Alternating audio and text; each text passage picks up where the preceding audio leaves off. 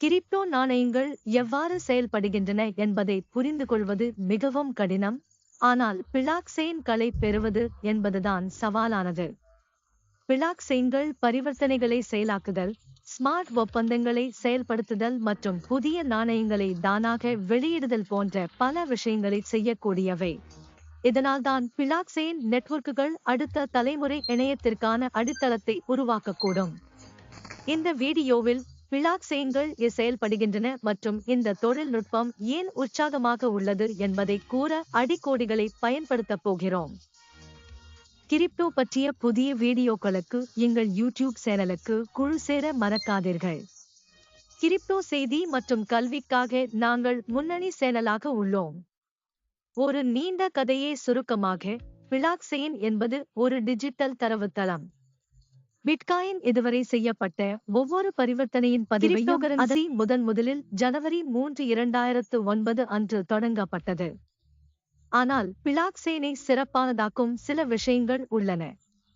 பாரம்பரிய தரவுத்தளங்கள் பெரும்பாலும் திருத்தப்படலாம், ஏனெனில் அவை பொதுவாக மையப்படுத்தப்பட்ட அதிகாரிகளால் பராமரிக்கப்படுகின்றன.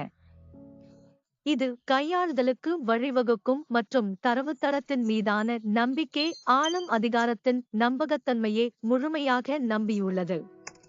ஆனால் பிளாக்செயின்கள் வேறு. அவை மாறாதவை, அதாவது அவை சேமிக்கும் தகவல்களை மாற்ற முடியாது. பாரம்பரிய தரவுத்தளங்கள் தனிப்பட்டதாக இருக்கலாம், இதற்காக அவை குறைந்த எண்ணிக்கையிலான மக்களால் மட்டுமே பார்க்கப்படும். பிட்காயின் மற்றும் எத்தேரியம் தொகுதி சங்கிலிகள் முற்றிலும் பரவலாக்கப்பட்டுள்ள, ஏனெனில் இந்த சங்கிலிகள் ஆயிரக்கணக்கான கணினிகளில் விநியோகிக்கப்படுவதால் எவரும் தரவுத்தளத்தின் நகலை பதிவிறக்கம் செய்ய அனுமதி. உலகில் உள்ள கணினிகள் நெட்வொர்க்குகளை அகற்றுவது கடினம். பிளாக்செயின்கள் வெளிப்படைத்தன்மையை வழங்குகின்றன. ஆன்லைன் எக்ஸ்ப்ளோரர்கள் பிட்காயின் மற்றும் ஈதர் எங்கு அனுப்பப்படுகின்றன மற்றும் தனிப்பட்ட கிரிப்டோ பணப்பைகள் எவ்வளவு சேமிக்கப்படும் என்பதை கண்காணிக்க உதவுகின்றன. ஹேக்கிற்கு பிறகு இது மதிப்புமிக்கதாக இருக்கும், ஏனெனில் திருடப்பட்ட நிதிகள் எங்கு முடிவடைகின்றன என்பதை உலகம் கண்டு கொள்ள முடியும். பிளாக்செயின் செயல்பாடு என்ன? பிட்காயின் ஒருவரிடமிருந்து இன்னொருவருக்கு அனுப்பும்போது பரிவர்த்தனை விவரங்கள் பிளாக்செயினுக்கு அனுப்பப்படுகின்றன. இந்த பரிவர்த்தனைகள் ஒரு குறிப்பிட்ட காலத்தில் நடந்த அனைத்து கொடுப்பனவுகளை கொண்ட தொகுதியில் தொகுக்கப்பட்டுள்ளன. இந்த தொகுதி பின்னர் முன் வந்த தொகுதிகளுடன் இணைக்கப்பட்டு தொகுதிகளின் சங்கிலியை உருவாக்குகிறது. இதற்கே காரணமாக இது பிளாக்செயின் என்று அழைக்கப்படுகிறது. ஒவ்வொரு 10 நிமிடங்களுக்கும் ஒரு புதிய தொகுதி உருவாக்கப்படுகிறது. அது பிணையத்தில் செய்தியை திருத்துவது நடைமுறையில் சாத்தியமற்றது. இது பிளாக்செயினை பாதுகாப்பாக வைத்திருக்க உதவுகிறது. பல வகையான பிளாக்செயின் உண்டு. மிகச்சிறந்தது வேலைக்கான சான்று பிட்காயின் நெட்வொர்க்கால் பயன்படுத்தப்படுகிறது. இது ஒரே கிரிப்டோகரன்சியை 2 முறை செலவழிக்க வாய்ப்பு இல்லாமல் செய்யும். இதன் வழி விநியோகத்தை அதிகரித்து விலைகள் வீழ்ச்சியடையும்.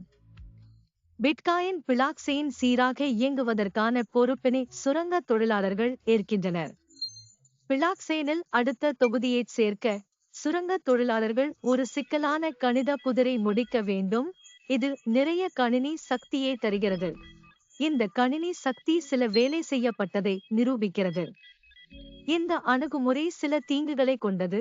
குறிப்பாக பிட்காயின் நெட்வொர்க்கு அதிக ஆற்றல் பயன்படுத்தப்படுகிறது, மேலும் பரிவர்த்தனைகளை விரைவாக முடிக்க முடியாது. மற்றொரு மாற்று ஆதாரம் முளை. இந்த வகை பிளாக்செயின் சுரங்க தொழிலாளர்களின் தேவையை நீக்குகிறது, ஏனெனில் இவை வேலிடேட்டர்களால் மாற்றப்படும். நெட்வொர்க்கை பாதுகாப்பாக வைத்திருப்பதற்காக தங்கள் நாணயங்களை பூட்டுபவர்கள். அதிக நாணயங்களை பணயம் வைக்கும்பவர்கள் பிளாக்செயினில் புதிய தொகுதியைச் சேர்க்க அதிக வாய்ப்பு கொண்டவர்கள். இது வேலையின் ஆதாரத்தை விட குறைந்த ஆற்றலை பயன்படுத்துகிறது என்றாலும் தீமைகள் உள்ளன. அவற்றில் ஒன்று, வேலிடேட்டர்கள் நெட்வொர்க்கின் நலன்களுக்கு எதிராக செயல்படினால் அபராதம் விதிக்கப்படலாம், அதாவது அவர்களுடைய பங்கு குறைக்கப்பட்டு அவர்கள் கிரிப்டோவை இழக்கிறார்கள். கடந்த 13 ஆண்டுகளில் பிளாக்செயின் பண்புகளின் முக்கோணம் உருவாகியுள்ளது. ஒரு சிறந்த பிளாக்செயின் நெட்வொர்க் பரவலாக, எல்லையற்ற அளவிடக்கூடிய மற்றும் ஊடுருவ முடியாத பாதுகாப்பாக இருக்க வேண்டும். ஆனால் மூன்றையும் ஒரே நேரத்தில் அடைவது கடினம். குறிப்பாக அளவிடுதல் இப்போது பெரிய சவாலாக உள்ளது. முக்கிய விக்கிபீடியா பிளாக் வினாடிக்கு 7 பரிவர்த்தனைகளை மட்டுமே கையாளவும் எதேரியம் 13 பரிவர்த்தனைகளை கையாள முடியும். ஒப்பிடுகையில் விசா ஆயிரக்கணக்கானவர்களை நெருக்கமாக கையாள முடியும். இதன் பொருள் பிளாக் சங்கிலிகள் நெரிசலால் பாதிக்கப்படலாம். பரிவர்த்தனைகள் இறுதி செய்ய நீண்ட நேரம் ஆகலாம். இது கட்டணங்கள் உயர வாரியாக போதிக்கும். அதிர்ஷ்டவசமாக தீர்வுகள் வெளிவரத் தொடங்கியுள்ளன. அடுக்கு 2 தொகுதி சங்கிலிகள் பரிவர்த்தனைகளை விரைவாக உறுதிப்படுத்த அனுமதிக்கின்றன. அவர்கள் பெயரின் போல் ஒரு நெட்வொர்க்கின் மேல் அமர்ந்து இவை விஷயங்கள் சீராக இயங்குவதற்கு கூடுதல் அடுக்கு தருகின்றன. பிட்காயினுக்கான மிகவும் பிரபலமான லேயர் 2 தீர்வில் ஒன்று மின்னல் நெட்வொர்க். இது உடனடியாக பணம் செலுத்த அனுமதித்து நெரிசலை குறைக்கிறது. பரிவர்த்தனை விவரங்கள் பின்னர் பிரதான நெட்வொர்க்கில் சேர்க்கப்படுகின்றன. பின்னர் பிளாக்செயின்கள் எண்ணற்ற பிற பயன்பாடுகளை கொண்டுள்ளன. கிரிப்டோ நாணயங்களைத் தவிர மருத்துவ பதிவுகள் போன்ற முக்கியமான தரவுகளை பாதுகாப்பாக பகிர்வதில் உதவும். இந்த டேம்பர் ப்ரூஃப் தரவுத்தளங்கள் பூஞ்சையற்ற டோக்கனை யார் வைத்திருக்கிறார்கள் என்பதையும் பதிவு செய்ய பயன்படும். பிளாக்செயின்கள் விநியோகச் சங்கிலிகளை அசைக்கலாம். ஒவ்வொரு அடியிலும் பொருட்களை எவ்வாறு உற்பத்தி செய்யப்படுகின்றன என்பதை கண்காணிக்கலாம். இது பழைய முறைகளை விட திறமையானதும் பாதுகாப்பானதுமாக இருக்கிறது. உணவு பாதுகாப்பு ஒரு நல்ல உதாரணம். காய்கறிகள் மாசுபட்டதற்கு விரைவாக திரும்ப பெற வேண்டும். பிளாக்செயின் இல்லாமல் இந்த செயல்முறை 7 நாட்கள் ஆகலாம், ஆனால் இப்போது 2 வினாடியாக குறைந்துள்ளது. ஆடம்பர பிராண்டுகள் பிளாக்செயினை தழுவத் தொடங்கியுள்ளன. வடிவமைப்பாளர் பொருட்களின் உலகில் கள்ள நோட்டு போலி கைப்பைகளாக உண்மையிலேயே பிரச்சனையாக சந்தேகத்திற்கு இடமில்லாத நுகர்வோருக்கு விற்க முடியும். ஒரு தயாரிப்பு உண்மையானது என்பதற்கான ஆதாரம் பிளாக்செயின் வழங்கும். இந்த தொழில்நுட்பம் இன்னும் இளமையாகவும் புதியதுமானது. பிளாக்செயினுக்கான பயன்பாட்டு வழக்குகள் எப்போதும் வெளிவருகின்றன. யாருக்கு தெரியும், மிகப்பெரிய யோசனை இன்னும் கண்டுபிடிக்காமல் இருக்கலாம். நீங்கள் வீடியோவை ரசித்தால் விருப்பம் மற்றும் கருத்து